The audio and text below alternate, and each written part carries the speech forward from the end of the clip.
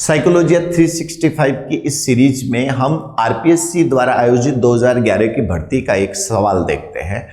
प्रश्न क्या कहता है?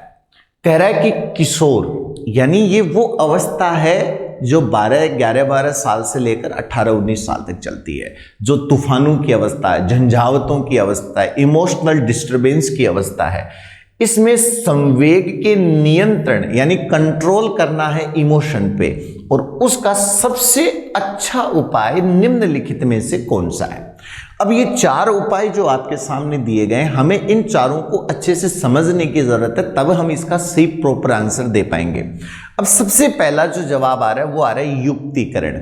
युक्तिकरण बोल दीजिए या आप इसको बोल दीजिए औचित्य स्थापन।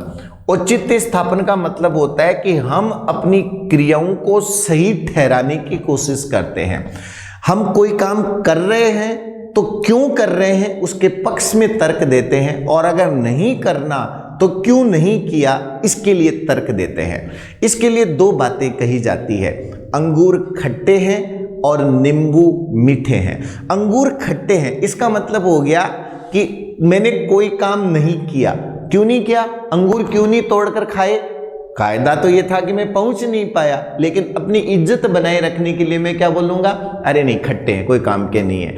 आप नींबू खा रहे हो, जबरदस्ती खा रहे हो, कोई आपसे पूछ रहा है नींबू क्यों खा रहे? अरे मीठे हैं। यानी आप कोई क्रिया कर रहे हो, उसके पक्ष में तर्क देते हो, वो कहलाता है औचित्य स्थापन यानी युक्तिकरण। इसको बोलते हैं तार्किकीकरण, इन इंग्लिश रेशनलाइजेशन। दूसरा ऑप्शन है प्रक्षेपण।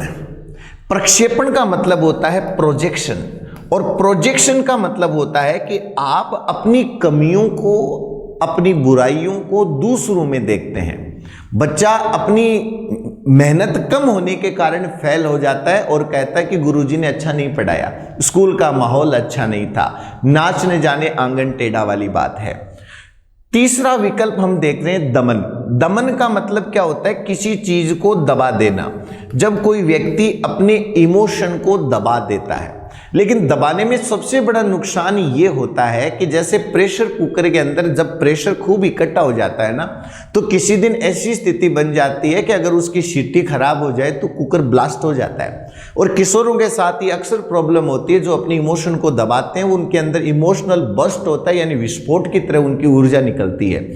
ये जो तीनों ही जो चीजें हैं, ये तीनों ही चीजें जो हैं ये अहम रक्षा युक्तियां कहलाती हैं। लेकिन इसमें सबसे अच्छी पता है क्या है? शोधन। शोधन को अंग्रेजी में कहते हैं सब्लिमेशन, और सब्लिमेशन का मतलब होता है कि अपनी ऊर्जा को, उसका मार्ग बदल देना, उसकी दिशा बदल देना, उसको प्योर करना, और अपनी इमोशनल एनर्जी को, अपनी संवेगात्मक ऊर्जा को किसी पॉजिटिव वे में लगाना।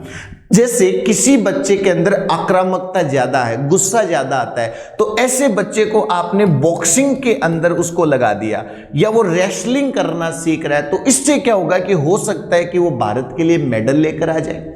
तो ये जो रक्षा युक्ति है, ये जो कंट्रोल करने की जो टेक्निक है, वो सबसे बेस्ट है।